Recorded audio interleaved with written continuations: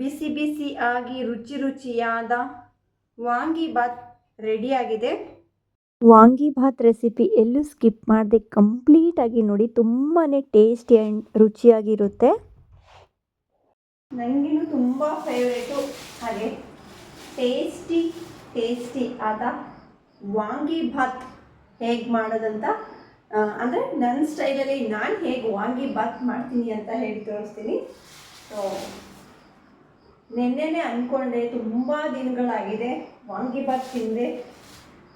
ಹಾಗಾಗಿ ಬ್ರಿಂಜಾಲ್ ತರಿಸಿದ್ದೀನಿ ನೋಡಿ. Vangibath super tasty vangibath ಹೇಗೆ ಮಾಡ್ತೀನಿ ಅಂತ ತೋರಿಸ್ತೀನಿ. ಸೊ ಎಲ್ಲೂ ಸ್ಕಿಪ್ ಮಾಡದೆ ಕಂಪ್ಲೀಟಾಗಿ ನೋಡಿ. ನಾನೇ ಸ್ವತಃ ಮನೆಯಲ್ಲಿ ಪೌಡರ್ ಮಾಡಿ ವಾಂಗಿಬಾತ್ ಮಾಡ್ತೀನಿ.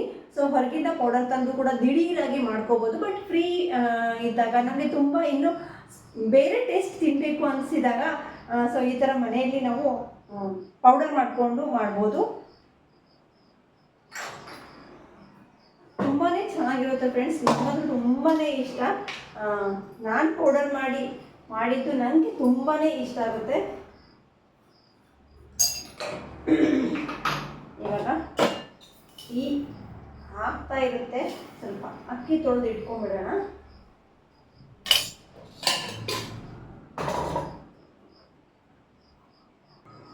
ಟೀ ಆಗಿದೆ.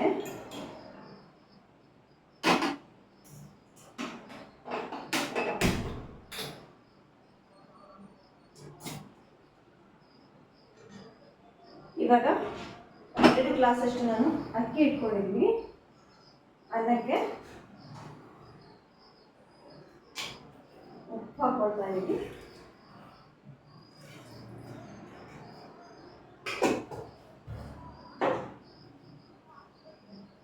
ಹಾಗೆ ಅನ್ನಕ್ಕೆ ಸ್ವಲ್ಪ ಅರಿಶಿನ ಕೂಡ ಹಾಕೊಳ್ತಾ ಇದ್ದೀನಿ.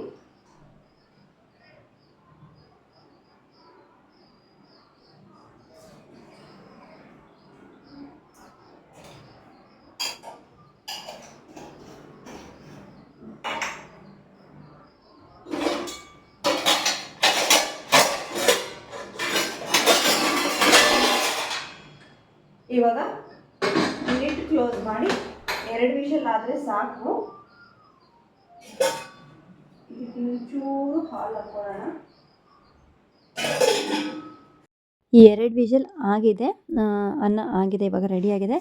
ಆ್ಯಕ್ಚುಲಿ ನಾನು ವಾಯ್ಸ್ ಕೊಟ್ಕೊಂಡೆ ವಿಡಿಯೋ ಮಾಡಿದ್ದೆ. ಬಟ್ ಸೊ ದೇವಸ್ಥಾನದಲ್ಲಿ ಜೋರಾಗಿ ಹಾಡು ಹಾಕಿದ್ರು. ಸೊ ಅದೊಂದು ಸ್ವಲ್ಪ ವಾಯ್ಸ್ ಬಂದಿರೋದಕ್ಕೆ ಎಲ್ಲ ಮ್ಯೂಟ್ ಮಾಡಿದೆ. ಇಲ್ಲಿ ನಾನು 3/4 ಕಪ್ಪು ಉದ್ದಿನಬೇಳೆ, ಟೀ ಕುಡಿಯೋ ಲೋಟದಲ್ಲಿ 3/4 ಕಪ್ ಉದ್ದಿನಬೇಳೆ, ಅದ್ರ ಸ್ವಲ್ಪ ಕಡಿಮೆ ಕಡಲೆಬೇಳೆ, ಹಾಗೆ ಕಡಲೆಬೇಳೆ ಅರ್ಧ ಕಪ್ ತೊಗೊಂಡ್ರೆ ಅದ್ರ ಒಂದು 1/4 ಕಪ್ಪು ಇದು ಧನಿಯಾ ತೊಗೊಂಡಿದ್ದೀನಿ. ಧನಿಯಾ ಜಾಸ್ತಿ ಹಾಕ್ಕೋಬೇಡಿ. ಉದ್ದಿನಬೇಳೆ ಅಂಶ ಸ್ವಲ್ಪ ಜಾಸ್ತಿ ಇರಲಿ, ಅದಕ್ಕಿಂತ ಕಡಿಮೆ ಕಡಲೆಬೇಳೆ ಇರಲಿ, ಅದಕ್ಕಿಂತ ಕಡಿಮೆ ಧನಿಯಾ ಇರಲಿ. ಇವಾಗ ಇದು ಲೋ ಫ್ಲೇಮಲ್ಲಿ ಸ್ವಲ್ಪ ಬ್ರೌನ್ ಕಲರ್ ಚೇಂಜ್ ಆಗೋ ತನಕ ನಾವು ಹುರ್ಕೊಳ್ಳೋಣ. ತುಂಬ ಹೈ ಫ್ಲೇಮಲ್ಲಿ ಇಡಬೇಡಿ. ಎಷ್ಟು ನೀವು ಲೋ ಫ್ಲೇಮಲ್ಲಿ ಹುರ್ಕೋತಿರೋ ಅದು ಕೂಡ ಆ್ಯಕ್ಚುಲಿ ಟೇಸ್ಟು ಅಷ್ಟು ಚೆನ್ನಾಗಿ ಬರುತ್ತೆ. ಸೊ ಶೇಂಗಾ ಅದೆಲ್ಲ ಅಷ್ಟೇ ಲೋ ಫ್ಲೇಮಲ್ಲಿ ಹುರಿಬೇಕು, ತುಂಬಾ ಚೆನ್ನಾಗಾಗುತ್ತೆ. ಇವಾಗ ನೋಡಿ ಆಲ್ಮೋಸ್ಟ್ ನಾನು ಲೋ ಫ್ಲೇಮಲ್ಲಿ ಚೆನ್ನಾಗಿ ಹುರ್ಕೊಂಡಿದ್ದೀನಿ.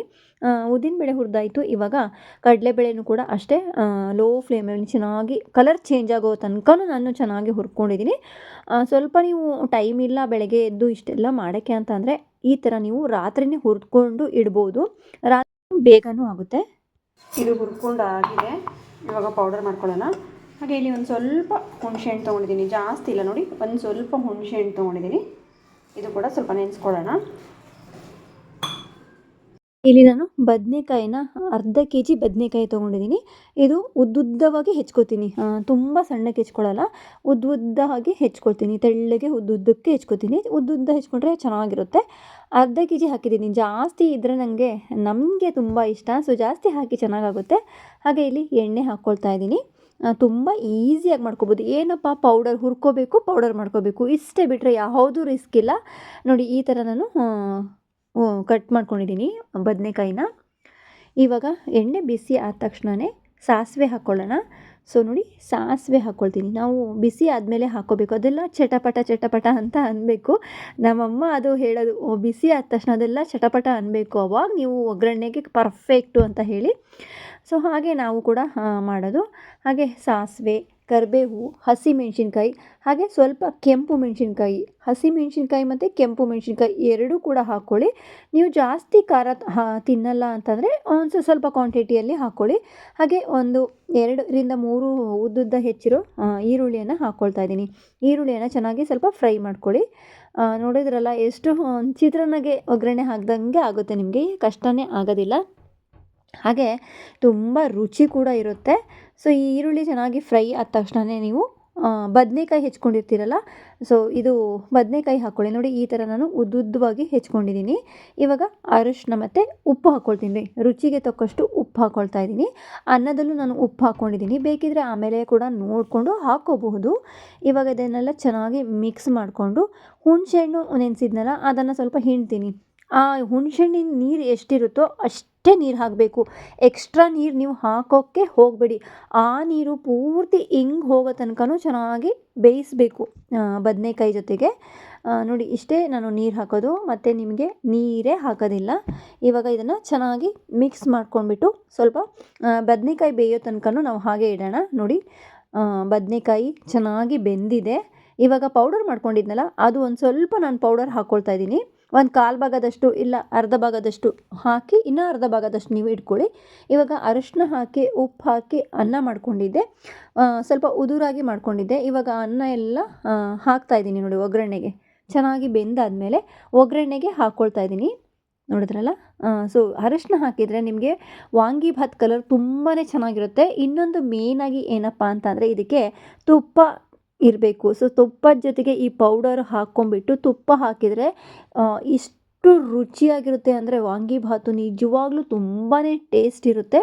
ಇವಾಗ ಪೌಡರ್ ಹಾಕ್ಕೊಂಬಿಟ್ಟು ನನಗೆ ತುಪ್ಪ ಹಾಕ್ಕೊಳ್ತಾ ಇದ್ದೀನಿ. ತುಪ್ಪ ಹಾಕೋದ್ರಿಂದ ಒಂದು ಎಕ್ಸ್ಟ್ರಾ ಟೇಸ್ಟ್ ಕೊಡುತ್ತೆ ವಾಂಗಿಭಾತಿಗೆ. ಸೊ ತುಪ್ಪ ಇಲ್ಲ ಏನು ಮಾಡೋದು ಅಂತ ಅಂದರೆ ಓಕೆ, ಎಣ್ಣೆಯಲ್ಲೂ ಕೂಡ ಮಾಡ್ಕೋಬೋದು, ಬಟ್ ಒಂದು ಸ್ವಲ್ಪ ತುಪ್ಪ ಹಾಕಿ ತುಂಬಾ ಚೆನ್ನಾಗಿರುತ್ತೆ. ಇವಾಗ ಇದನ್ನು ಚೆನ್ನಾಗಿ ಮಿಕ್ಸ್ ಮಾಡ್ಕೊಳ್ಳೋಣ. ಹಾಗೆ ಹೈ ಫ್ಲೇಮಲ್ಲಿ ಫ್ಲೇಮ್ ಇಟ್ಕೊಂಬಿಟ್ಟು ಪೌಡರು ತುಪ್ಪ ಹಾಕಿ ಚೆನ್ನಾಗಿ ಬಿಸಿ ಮಾಡಬೇಕಿದು. ಪೌಡರ್ ಹಾಕಿರ್ತೀವಲ್ಲ, ಒಂದು 10 ನಿಮಿಷ ಈ ಥರ, ಒಂದು 5 ನಿಮಿಷ ಈ ಥರ ಮಿಕ್ಸ್ ಮಾಡ್ಕೊಂಬಿಟ್ಟು ಇನ್ನೊಂದು 5 ನಿಮಿಷ ನೀವು ಚೆನ್ನಾಗಿ ಸ್ವಲ್ಪ ಪೌಡರ್ ವಾಸನೆ ಹೋಗೋ ತನಕ ಬಿಟ್ಟರೆ ಸಾಕು. ತುಂಬ ಏನು ಸ್ಮೆಲ್ ಇರೋದಿಲ್ಲ. ಸ್ವಲ್ಪ ಉಪ್ಪು ಕಡಿಮೆ ಅನ್ನಿಸ್ತು, ಹಾಗಾಗಿ ಸ್ವಲ್ಪ ಉಪ್ಪು ಹಾಕ್ಕೊಂಬಿಟ್ಟೆ. ಹಾಗೆ ಪೌಡರು ಎಲ್ಲ ಹುರಿದ್ಕೊಂಡಿದ್ದ ಪೌಡರ್ ಪೂರ ಹಾಕಿದ್ದೀನಿ ನೋಡಿ ಫ್ರೆಂಡ್ಸ್. 2 ಗ್ಲಾಸ್ ಅಕ್ಕಿಗೆ ಸೊ ಫುಲ್ ಪೌಡರ್ ಹಾಕಿದ್ದೀನಿ. ರುಚಿ ನೋಡಿ, ಬಿಸಿ ಬಿಸಿಯಾಗಿ ರುಚಿಯಾದ ವಾಂಗಿಭಾತ್ ರೆಡಿಯಾಗಿದೆ. ತುಂಬಾ ಚೆನ್ನಾಗಾಗುತ್ತೆ. ಸೊ ಟೇಸ್ಟ್ ನೋಡೋಣ ಹೇಗಾಗಿದೆ ಅಂತ ಹೇಳಿ. ಖಂಡಿತ ಎಲ್ಲೂ ಸ್ಕಿಪ್ ಮಾಡದೆ ಕಂಪ್ಲೀಟಾಗಿ ನೋಡಿ. ನೀವು ಕೂಡ ಈ ವಾಂಗಿಭಾತ್ ರೆಸಿಪಿನ ಮಾಡ್ಕೊಳ್ಳಿ, ಸಖತ್ತಾಗಿರುತ್ತೆ. ಹಾಗೆ ನಮ್ಮಮ್ಮ ಮತ್ತು ಇವತ್ತು ಅಣ್ಣ ಊರಿಗೆ ಹೋಗ್ತಾ ಇದ್ದಾರೆ. ಅವರಿಗೂ ಕೂಡ ಬಾಕ್ಸಲ್ಲಿ ಹಾಕಿ ಕೊಟ್ಟು ಕಳಿಸಿದ್ರೆ ಬೆಳಗ್ಗೆ ಮತ್ತೆ ಏನು ಮಾಡ್ಕೋತಾರೆ, ಮಧ್ಯಾಹ್ನಕ್ಕೆ ಹೋಗ್ತಾರೆ, ಬೆಳಗ್ಗೆ ತಿಂಡಿ ತಿಂದ್ಕೊಂಡು ಮತ್ತೆ ಮಧ್ಯಾಹ್ನಕ್ಕೆ ಏನಾದರೂ ಸ್ವಲ್ಪ ಅಲ್ಲೇ ಹೋಗಿ ನಾನು ಮಾಡಿಕೊಟ್ಟು ಬರ್ತೀನಿ. ಸೊ ಹಾಗಾಗಿ ಅಮ್ಮಂಗೆ ಕಳಿಸ್ತಾ ಇದ್ದೀನಿ. ಇವಾಗ ಸರ್ವ್ ಮಾಡೋಣ ವಾಂಗಿಭಾತ್. ಸೊ ನೋಡಿ ಬಿಸಿ ಬಿಸಿಯಾಗಿ ತಿಂತಾನೇ ಇರಬೇಕು ಅನಿಸುತ್ತೆ. ಸೊ ವಾಂಗಿಭಾತ್ ಎಲ್ಲರಿಗೂ ಹಾಕಿ ಕೊಡ್ತಾ ಇದ್ದೀನಿ. ಸೊ ಹೇಗಾಗಿದೆ ಅಂತ ಹೇಳಿ ತಿಂದ್ಬಿಟ್ಟು ನಾನು ಹೇಳ್ತೀನಿ ಟೇಸ್ಟ್ ಹೇಗಾಗಿದೆ ಅಂತ ಹೇಳಿ. ಟೇಸ್ಟಿಗೇನು ಇದೇ ಇಲ್ಲ, ಬನ್ನಿ ತೋರಿಸ್ತೀನಿ ನೋಡಿ ಫ್ರೆಂಡ್ಸ್. ಬಿಸಿ ಬಿಸಿಯಾಗಿ ರುಚಿಯಾದ ವಾಂಗಿಭಾತ್ ರೆಡಿಯಾಗಿದೆ. ಇವಾಗ ಟೇಸ್ಟ್ ಅಂತೂ ಹೇಗಿದೆ ಅಂತ ನೋಡೋಣ. ಚೆನ್ನಾಗಿರುತ್ತೆ, ನಂಗೆ ತುಂಬಾ ಇಷ್ಟ. ಬಟ್ ಒಂದ್ಸತಿ ಟೇಸ್ಟ್ ಮಾಡಿ ನೋಡೋಣ ಹೇಗಾಗಿದೆ ಇವತ್ತು ಅಂತ ಹೇಳಿ.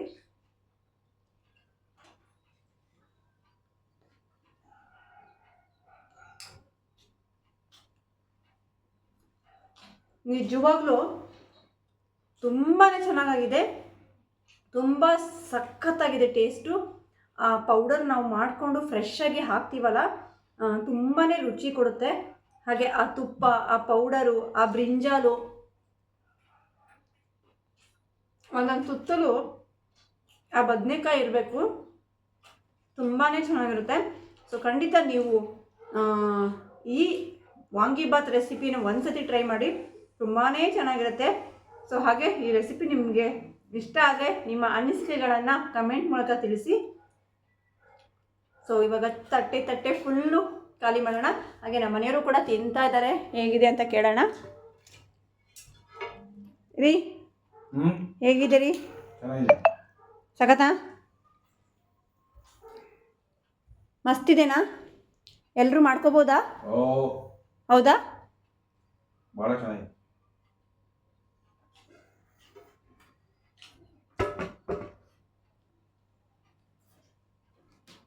ಸೊ ಇವಾಗ ಈ ವಿಡಿಯೋ ನಾನು ಇಲ್ಲಿಗೆ ಎಂಡ್ ಮಾಡ್ತೀನಿ.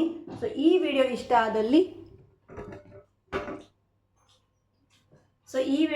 ಆದಲ್ಲಿ ಲೈಕ್ ಮಾಡಿ, ಶೇರ್ ಮಾಡಿ. ಹಾಗೆ ನನ್ನ ಚಾನಲ್ಗೆ ಇನ್ನೂ ಯಾರೆಲ್ಲ ಸಬ್ಸ್ಕ್ರೈಬ್ ಆಗಿರೋ ಸಬ್ಸ್ಕ್ರೈಬ್ ಮಾಡಿಕೊಂಡು ನನ್ನ ವೀಡಿಯೋಸ್ಗಳನ್ನು ನೋಡಿ. ಓಕೆ, ಮತ್ತೆ ಹೊಸ ವಿಡಿಯೋ ಜೊತೆಗೆ ನಿಮ್ಮೊಂದಿಗೆ ಸಿಗ್ತೀನಿ. Bye bye friends, take care.